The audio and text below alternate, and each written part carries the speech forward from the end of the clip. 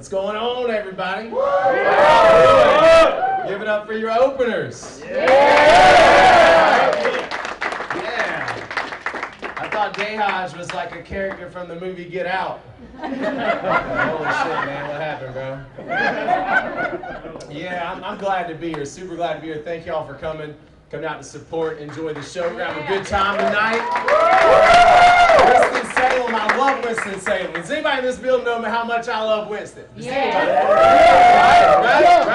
Yeah. So I heard around town, Winston Clemens, when we had first announced this show, I heard there were some naysayers. Some people had some things to say. They said, we can't really take him serious. Who would buy tickets to his show? Is he really a comedian? And anytime you try to do anything in life, you want to come up, you know what I mean? You want to do anything for yourself, people are going to discourage you, right? Right. And you know what I have to say about that? I want to address that first. I just want to say, listen, if I pissed down your wife's throat in a one-night stand 10 years ago, you know what I mean? That's really not my fault. No one told you to marry the fucking stripper named Cinnamon from Philly's Gentlemen's Club. You know what I'm saying? When we was there, the DJ never got on the mic and said, oh, fellas, get your ones ready, get ready for the ride of your life. We've got your future homemaker coming up to the main stage. That was not the one you were supposed to take home to mama. That's all I'm saying. I love Winston so much that everywhere I go, I talk about Winston-Salem. Everywhere. I wear clothes that say Winston. I wear these hats. I'm always talking about Texas Pete and Krispy Kreme donuts. I'm always talking about Winston. I was in a bar like 2 years ago, and it was getting towards closing time. The old saying, at 10 before 2. 2's turning into 10s, you know what I mean? I was lonely and I was watching out looking for me a straggler, you know what I'm saying? And I see this blonde gazelle floating by me, tall chick, man, in these heels, too much Fireball, about 23 years old. And I said, hey, ma'am, how are you? She said, good, where are you from? I said, I'm from Winston-Salem. She said, is that where they had the witch trials? I said, holy shit, man, this generation seltzer, they don't know shit, do they? You know what I mean? They never read a book. They've been talking to Siri and Alexa for 10 years. You know what I mean? They're complete fucking idiots. So I told my family and all my friends, I told them that story.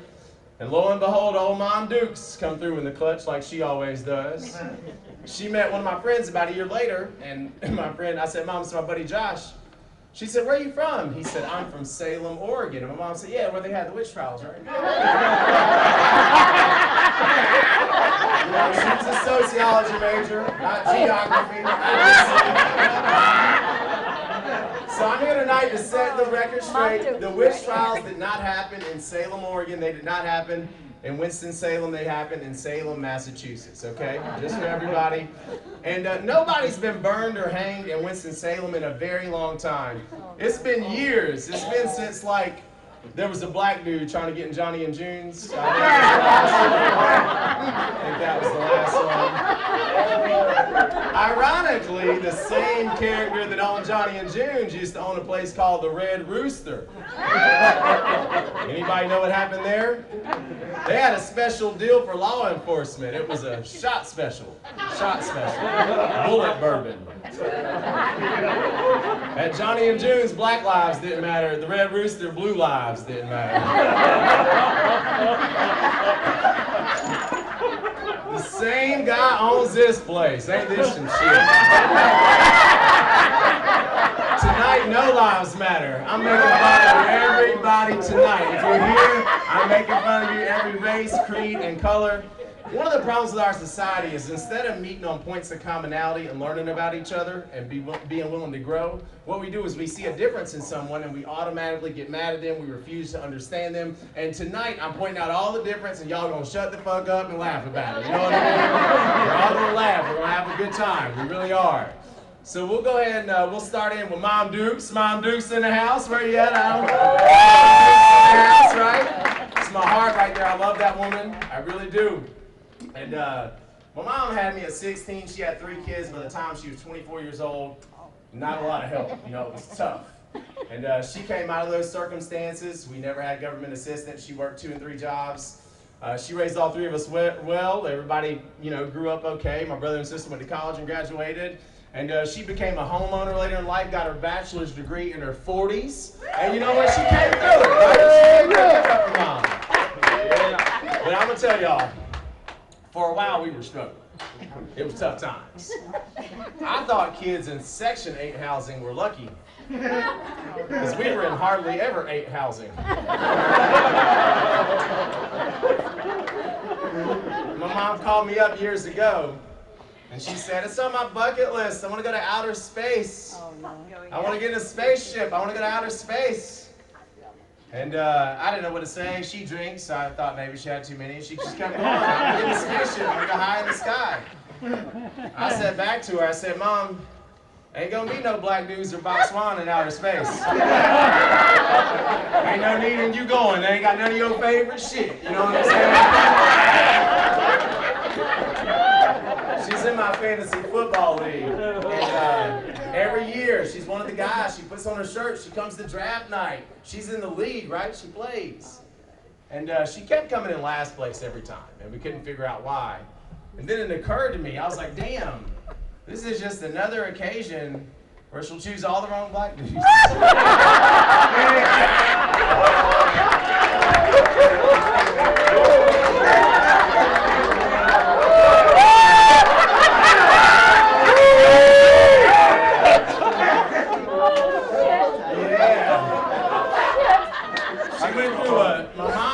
Later on in life, she went through a small lesbian phase. Some people do that during college.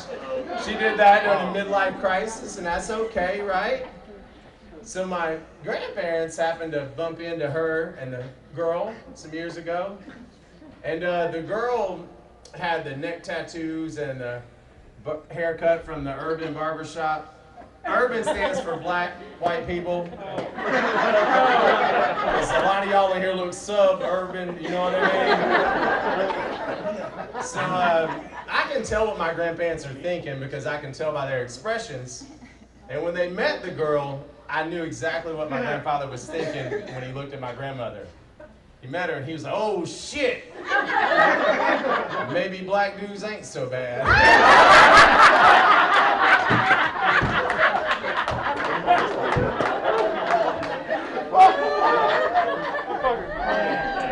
When I was 9 years old, my mom's boyfriend pulled me out of the ocean. We were on a beach trip.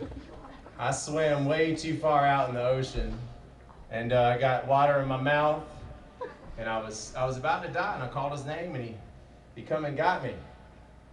And I thought to myself, how shitty of a swimmer do you have to be for your lifeguard to be a middle-aged black dude sipping Hennessy out of a styrofoam cup? You really can't swim. And when I was growing up, I would see white kids, and when they went through something traumatic, their parents would coddle them. Like, Timmy, are you okay? What can we do for you? Are we gonna need therapy? He pulled me, he set me on the sand. I had tears in my eyes, salt water coming out of my mouth and my nose, and he just looked at me, he said, nigga, what's wrong with you? And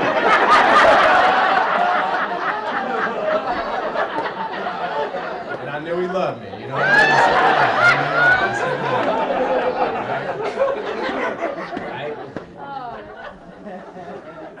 Yeah, I love this. Speaking of the beach, I love the summertime. Any Salt Lifers in here? Give it up. Salt Life, anybody? Yeah. Listen, you turn on Ghost Town DJs, give me a 24 and some natural light and some damn Seagram's Dry. We can go to Myrtle Beach tonight. You know what I mean? I love Myrtle Beach, man. I love the beach. The summertime is my favorite season. When I was a kid, I love the summer. It's a lot more trouble to get into. We went to the pool. And I remember the funnest thing I ever did when I was a kid is we played chicken. You know, you put the girls up on your shoulders, they fight each other, and they fall in the water, right? Right? And I just knew when that girl got on my shoulders, I knew the sacred orifice was right there. I just couldn't get to it. I knew it was right there. Yeah, so later on that night, we got home playing video games. And it occurred to me that I hadn't showered yet. So I reached back, got a little... And man, At 14 years old, I ruined every sock and about tore my rotator cuff out of side. It's gonna get a whole lot worse before it gets better. Y'all buckle up. It's gonna be a show tonight. Y'all came to a show. This shit's getting wild. So what's going on in the world right now? It's election time, right? Did everybody go place their vote this past week? Everybody go place their vote? I believe it's our civic duty to do so. I was a little bit busy, I didn't. But I believe it's our duty and we should. A lot of issues come back up in the last 2 years that I thought we had handled years and years ago. Like abortion. And if you motherfuckers think y'all were coming to this show and I wasn't gonna joke about abortion, y'all have lost your minds. I'm not a great joke writer, I'm more of a deliverer. So a buddy of mine, we had some drinks not long ago, we drank a whole bunch, and we went back to my place after the drinks, and he helped me write my abortion bit. It took us hours. And when it was over, he told me he didn't care if I kept it. And then I told him that I wouldn't let him know either way. It's my choice, I'm the comedian. And right before he left, I said, if I keep it, you'll have to pay to see it.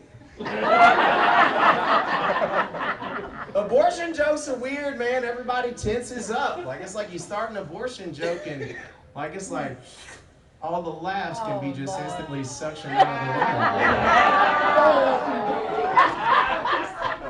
the room. And abortion jokes are like most kids born to American women. You all are not responsible for that joke, but as soon as I brought it to life, it automatically needed everyone else's support. I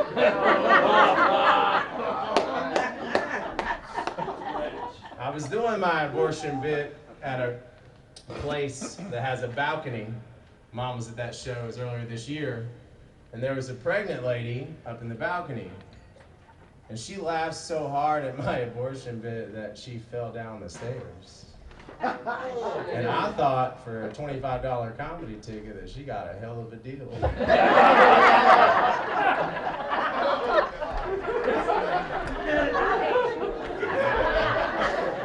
After the show, another lady came up to me to complain, and I hate when that happens because I never want to offend anyone. You guys know me, I'm a loving, caring person, I don't want to offend anybody. But she came up to me after the show, she said, let me tell you something, Mr. Funny. She said, your jokes are an insult to me and every woman that's had to have that procedure done. So I said, okay, I'm sorry, and she kept going. I had to cut her off at the 10-minute mark, and I said, listen, lady, I assume that this fucking complaint is the only thing you've ever carried to term, huh?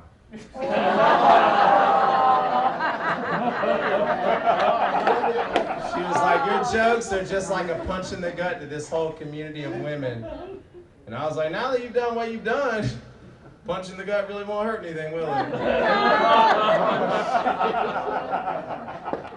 And I really just make fun of the issue, but I do have one policy proposal, if you guys will stick with me. You might not like the first part, and this may be over, it may seem like it's going over your head or not the direction you like, but stick with me right here.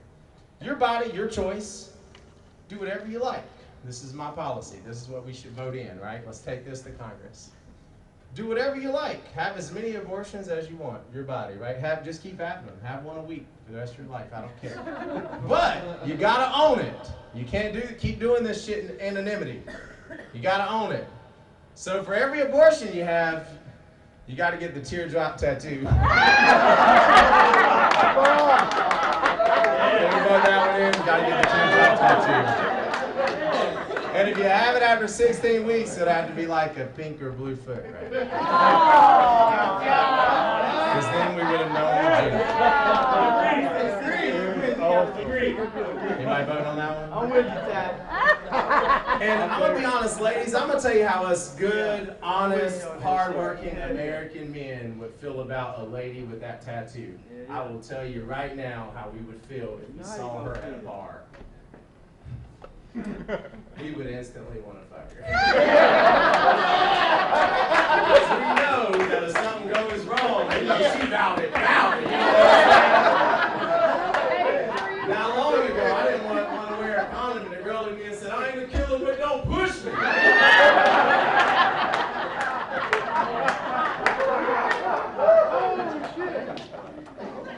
love this Clemens area. What a segue, huh? I love this Clemens area. Super nice. There's some great restaurants, places to go. And I noticed that you guys have a burn boot camp up the street, which is cool. You know, some years ago, these burn boot camps started popping up everywhere. And a lot of housewives, they get the kids squared away and they have their day free. They'll stop by and they'll do a high-intensity interval workout at one of these burn boot camp gyms. But when they first started posting about it, it was weird. Because the post said things like, had an amazing time and burnt 500 calories in only 15 minutes today with the BBC.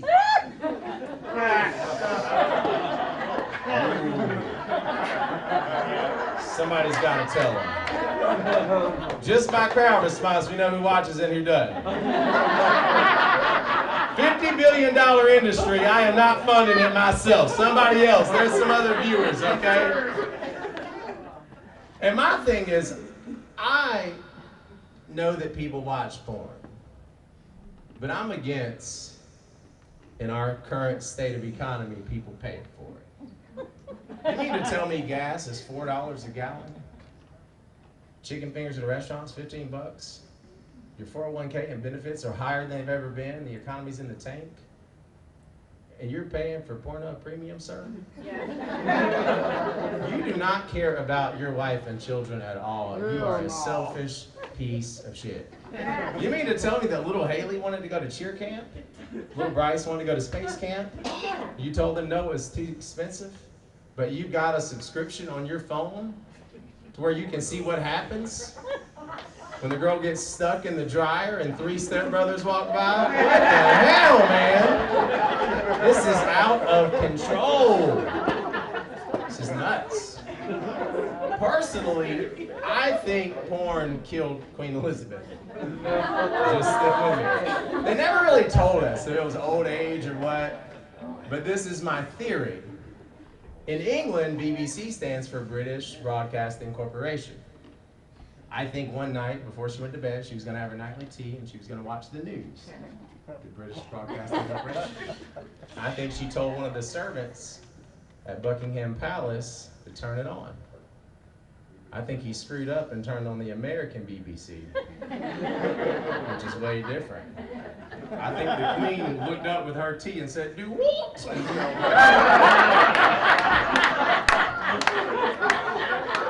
That's what I think happened. And you know what? Porn is not good for us. I mean, it does make us delusional. And I can tell you, it's made me delusional in my life. Every time you turn it on, in the right corner of the screen, there's a little ad, and it said, "Haley is dying to have sex with you, and she's 2.7 miles away." And I know that it's an ad. I know it's clickbait, right? But just like anything, you see it long enough, you start to believe it. So I'm coming home from work one day. I'm coming through the neighborhood. I'm about 2 miles away. I see chicks running. Some of them doing yard work, and I'm like, which one of these bitches is Haley?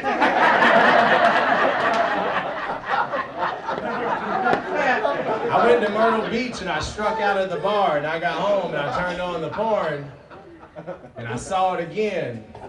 I called my buddy. I said, "Man, this bitch followed me to Myrtle Beach." Can you believe it? It's nuts. So back to the issues. So now we got that Clemens tangent, but back to the issues that we're talking about. Transgender is another big issue in our day. It is. It's another big issue. And I hope that we can be kind to these people and kind of support people. If your life is, you want your life to go a certain trajectory and it doesn't infringe on my rights, do what you want to do. That's how I feel. A famous comedian recently came under fire because he compared transgender women and their parts to Beyond Meat. He said it can replicate it, but it's not the real thing at the end of the day. And it was very negative. They were all really upset. And I wanted to put a more positive spin on it because that's what I do. I said that we should compare transgender women to butter. That way, you sleep with a transgender woman, you wake up the next day and you're like, I can't believe it's not pussy.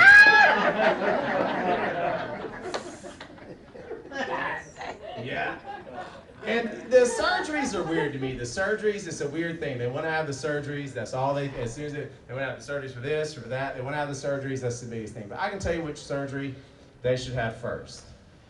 Tired of meeting transgender women. I see they got all the curves in the right places, and I really don't know the difference. I walk up to them like, hey, man, what's your name? And I get back, Penelope.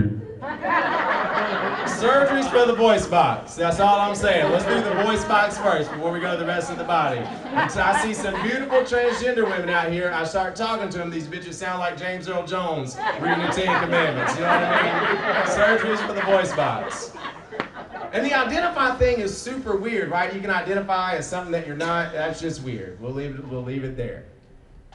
I was in a bar not long ago. A lot of my jokes start that way because I live in bars. I was in a bar not long ago, and a chick said to me, she said, are you well endowed where you're working with? Are you well endowed? I said, oh, of course, yeah. Right? We got back to my place. She got upset. She said, this isn't what you said. I'm disappointed. This isn't what you said. I'm leaving here. I said, whoa, whoa, whoa. I just identify as having a big dick. Can't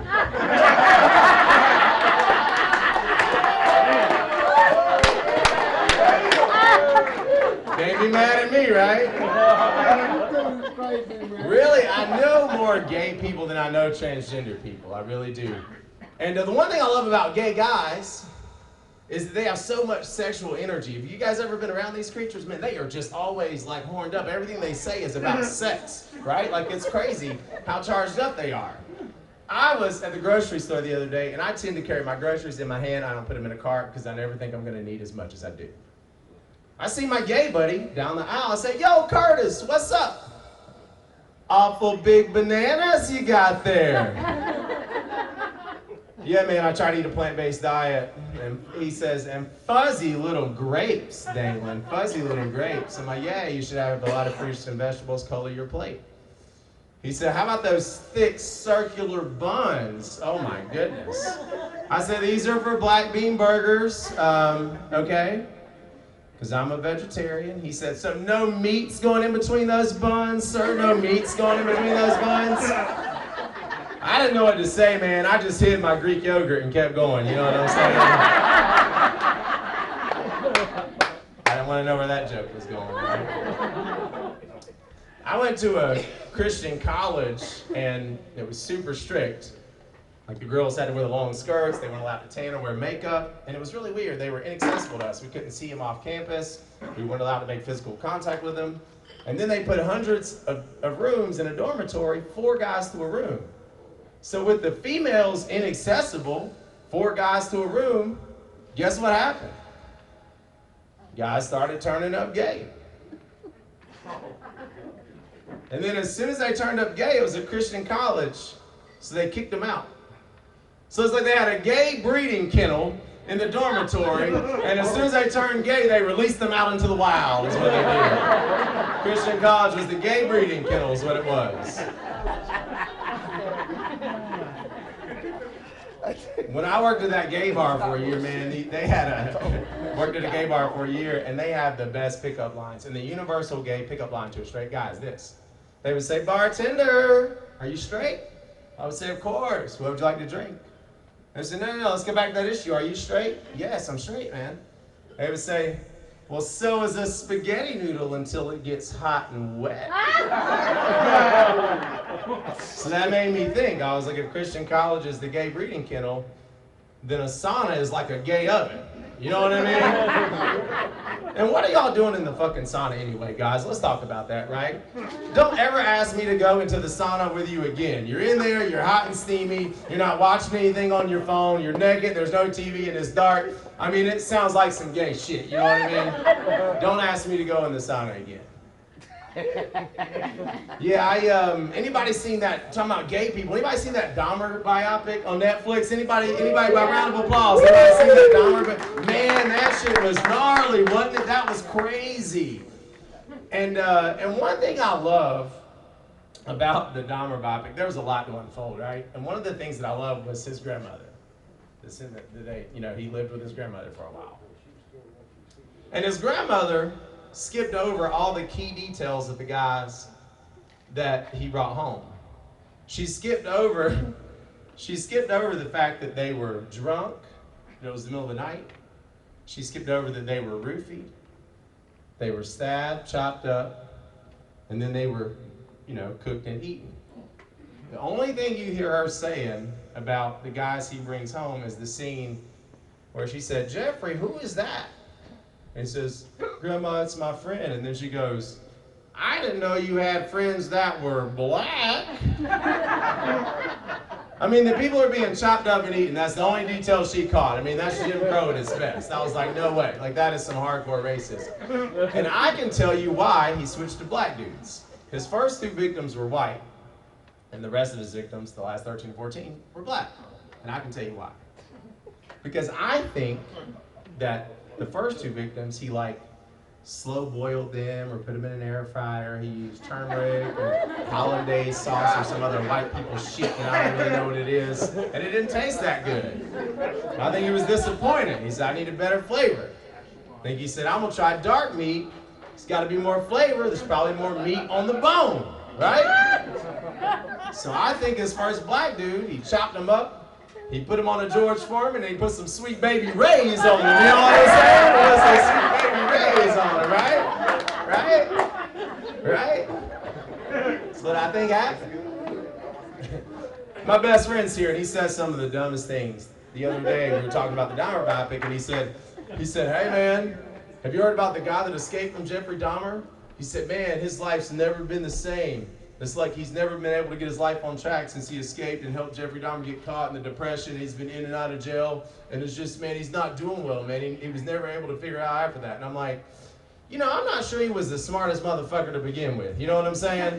He took 1 PBR, which was a 55-cent value in 1989. He took 1 PBR from a serial killer and went home with him after knowing him for 10 minutes at 3 a.m. I'm like, he wasn't a smart guy anyway. You act like he just graduated magna cum laude or bought a house or passed the bar. I think all of his life he's probably been taking candy from strangers, getting in white vans with sliding doors. You know what I mean? The stranger just happened to be Jeffrey Dahmer at a gay bar that night.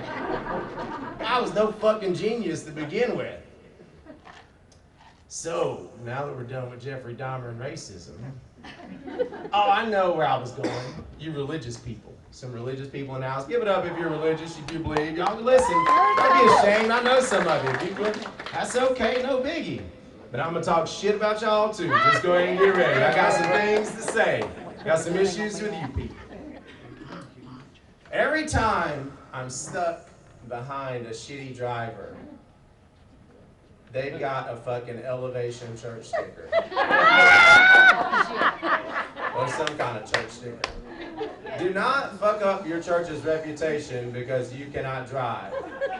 Some of them I'll never go there. I get tired of it. You can be still and know that he's God, but don't do it right there on 52 and 40 when I'm trying to get around the little loop, man. Damn. Get out of the way. Yeah, that Elevation Church, I've heard that's a popular thing in this school. They got the young hip pastor, the satellite campuses. It's a popular thing. A lot of people go there. And for years, I thought to myself that I'm probably like the pastor of condescending church. And I can tell you why. Because they meet at their church on the weekends, and they talk positively about their friends. They pray for their families. They're trying to lift people up. Me and my buddies meet on the weekends in bars and late night spots to talk shit about our wives, girlfriends, our kids, our co-workers. They do their communion with grape juice. We do ours with Fireball. They give to underprivileged children on foreign mission fields. We give to underprivileged children right here. We just give the money to their mom who's sliding down the pole. And if we're both honest, you're giving to your church and me tipping a stripper, the odds on your money and the odds on my money getting to an honest place, they're about the same. I mean, they kind of are. There's always a church scandal, man. Have y'all noticed that? Every time I turn around, there's a church scandal. Somebody touched somebody wrong. They built a new combine on the outside of town, and the people hadn't seen their family.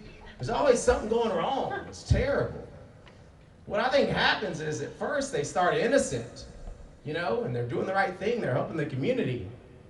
And then eventually, The head guy has convinced all of them that his dick is the supreme being. And every day, they're just all praying to it.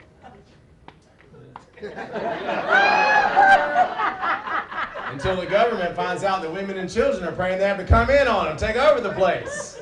Yeah, it's terrible.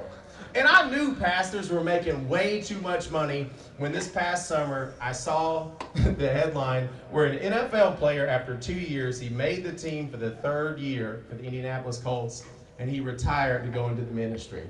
I was like, damn, they're making that much? Like, others are leaving the NFL, you know what I mean, to be preachers? This is terrible. It kind of makes sense, though, if you think about it. Less hours worked, less manual labor, better pay, and the church is going to be a lot lighter on sexual misconduct than the NFL is. So everybody knows I'm 34 and I'm single, and it makes sense, right? Everybody really knows me, you know what I mean? I'm not really the catch, you know, got some crazy energy, I'm out too much. It's going to take a special lady to deal with me, you know what I mean, for the rest of our lives. So dating is weird. And one of the things that's weird about dating is that, like, you don't know whether people want to sleep with you or if they really want to get to know you. Anybody ever dated and you feel that way? You don't know the difference. It's tough to figure that out, right? Whether you meet them on a dating app or in a bar, church or library, you don't know if they're really genuinely interested. If you're a single guy looking to just have tons of sex, it kind of works out, though. At one point out in these streets, my dick got so much respect that I nicknamed it Urethra Franklin. R-E-S-P-E-C-D, baby, you know what I'm saying? And some of the chicks out here, they're just they give it up too fast, and then they wonder why you don't respect them. They give it up on the first day, and they wonder why you don't want to wipe them up. It's weird, right? Like, if I've known you an hour and a half, and I've got you tied upside down, I got the Lord of the Rings soundtrack playing, and you're covered in syrup, sugar-free syrup, because the aspartame actually makes it stickier than sugar. You guys didn't know that. And I'm about to burn you with a light bulb. You know, I can't marry you. I can't introduce you to my grandmother. That relationship ends when the fun ends. And then there are other ladies out here in the dating world that they just never give it up. Guys, you know, you take them out several times and you're doing all the stuff you're supposed to do, and all your friends and family, she's so nice, she seems like your future. And you just, you know, you keep doing your thing, you're whining and dining, she never gives it up. There's never any return on your investment. I call that crypto pussy. Don't invest, fellas. There's no return. No matter what the people say, don't invest in the crypto pussy.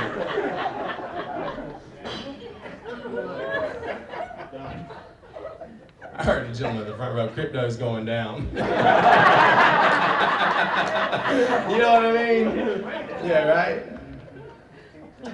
Yeah, it's weird. I was at a bar not long ago.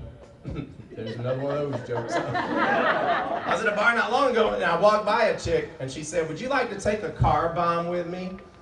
I said, "Shit, I'd much rather take a car home with you." She said, "Well, I normally don't do this, but for you, I'm gonna pass." I was like, whoa. She said, "It's just a hard no." Well, what she didn't know about me was I had drank so much that night, all I had for her was a soft yes, you know what I'm saying? Let's get into it, ladies. Come on, ladies. We think our ladies are bitching us out, or they don't want us to have fun, they don't want us to have another drink. Really, they're trying to help you, sir. They're trying to make sure that you are 100% functional when you guys get back to the love sack. You know what I mean? Ladies, y'all ever had that old slip and slide deal, you know what I mean? And he's steady trying, just give me one more minute, darling. You know, and he's doing all that shit, and you're frustrated, and you want to look back up to him and say, "Listen, mister, come back to the fucking ride when you can meet the height requirement." It's terrible. That old whiskey dick, having too many $4 jacks, some of you. You're starting tonight, right? I can hear you explain it, but baby, it costs $4. A buddy of mine, he was talking to me about his dating, you know, his personal life not long ago, and he said, man, I think she's the one. He said, I really like her. I love spending time with her. I can see us having a future. You know, she really means a lot to me. I said, good for you, bro. But I could tell there was something holding him up.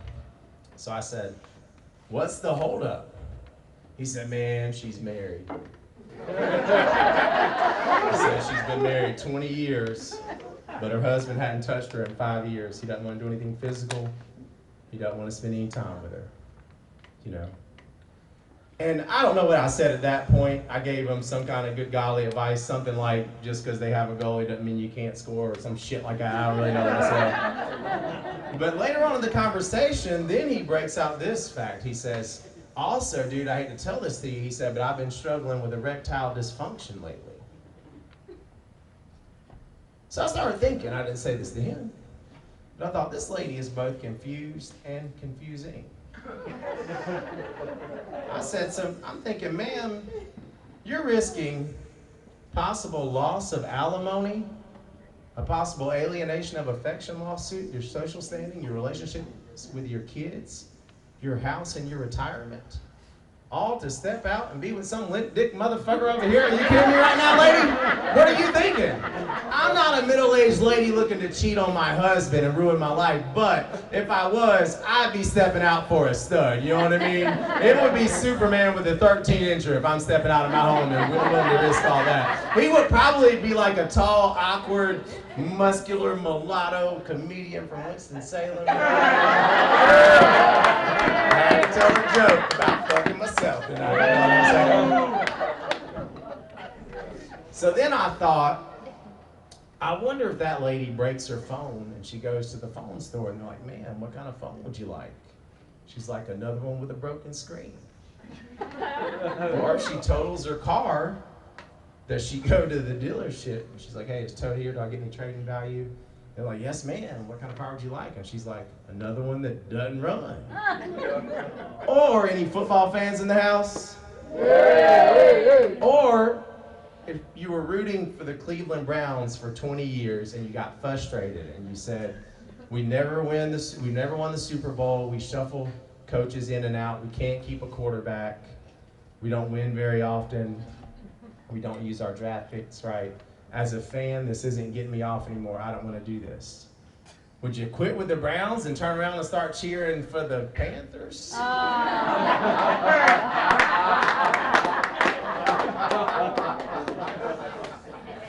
You know who said fuck it in the dating world?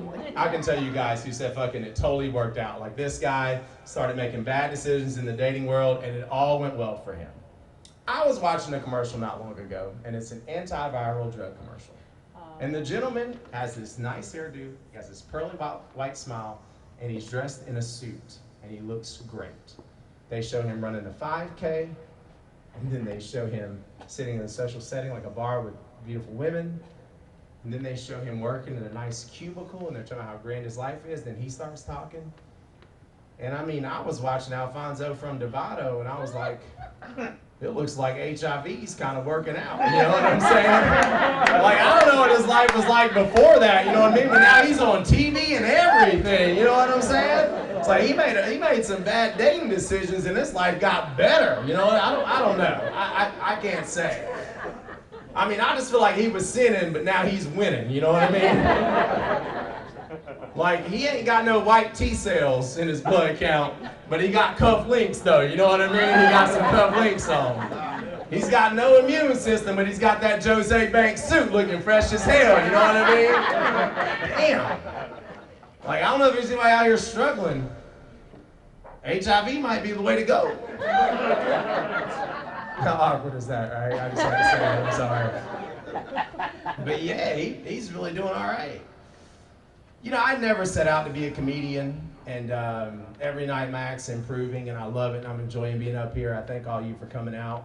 Yeah. And I kind of fell into this opportunity, and in life, you walk through the doors that are open. You know, remember that. You walk through the doors that are open in life. And I just always had a knack for saying things, the most inappropriate things at the wrong time, is how this happened. I always said the most inappropriate shit when I wasn't supposed to say it. That's how it happened. I worked at a hospital for 5 years, and I started off as a patient transporter. We're wheeling patients from one room to the next. We're wheeling them down to a procedure. And I had to take a patient down for a CT scan. And this patient was a little person, midget, people McNugget, whatever the hell the term is that you should say. You know what I mean? I don't know what it is. But I wheeled the patient down for the CT scan, and we got down there, we had it, we got him back up, and I told the floor nurse, I said, hey, your patient's back in room 7208. She said, great, how did you guys get him over to the CT table? I said, easy, we used the spatula. And then after that, I was a medical interpreter. I speak Spanish fluently. We had to do clinicals in the mother-baby unit for Psych Hospital, 4th floor. And we got back from clinicals, and our teacher said, were there any terms that you guys felt like you struggled to interpret yesterday because there might be these quirks between English and Spanish?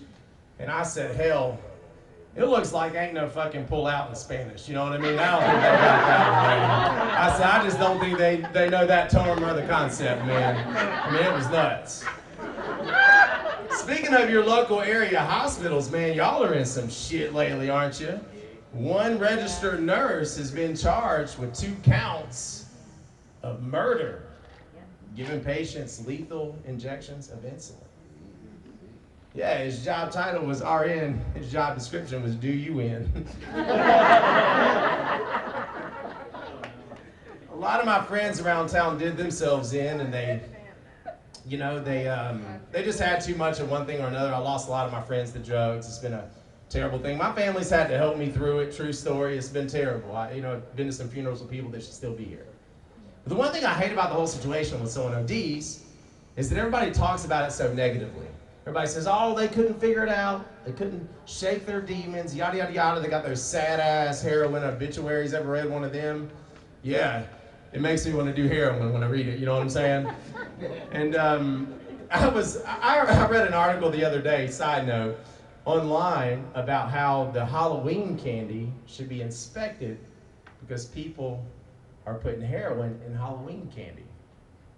I said, what a shame. These kids don't realize how good they have it.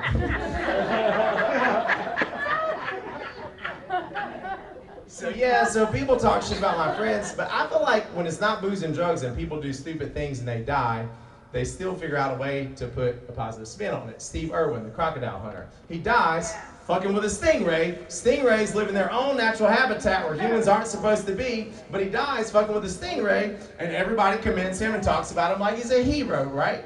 Or the lady 12 years ago training whales at SeaWorld, and I'm thinking to myself, lady, every day you get up out of bed to go wrestle with that big ice cream sandwich looking son of a bitch fish that has killer in his name. And people still felt bad for her when she died. So what I'm saying is, when my friends die, I want to put a positive spin on it. I want to hear something like this. Well, you know what? At least Justin died doing what he loved. I tried to help them. I tried to help my friends. I called them up. I said, hey man, we need you here. Your kids need you. I was like, you gotta kick the habit. They turned right around after they heard me and they kicked the bucket. That's how it happened. Along with the drug epidemic, the violence in Winston-Salem has gotten crazy. The violence is nuts here. Oh, shit. I was going to Haynes Mall the other day, and someone said, man, you get in there, you know you gotta have the vaccine. And I was like, are they still vaccinating people for coronavirus? And he said, no, man, the gunshot vaccine, bro, you know what I mean? We shot up a Target 7 months ago over here. We shot up a Target in Winston-Salem. How sad, it was terrible. I couldn't believe we would do that. We shot up a Target, and they had all the people on the news, they're on the curb looking all sad and shit. And they had one ghetto white chick. They interviewed her and she said, why y'all think they shot the place up? The name of the place called Target. I had to call WXI and I said, damn y'all, Can y'all quit playing my mother's interview, please? Hey, thank y'all. I'm Todd McCLAURIN. Y'all have a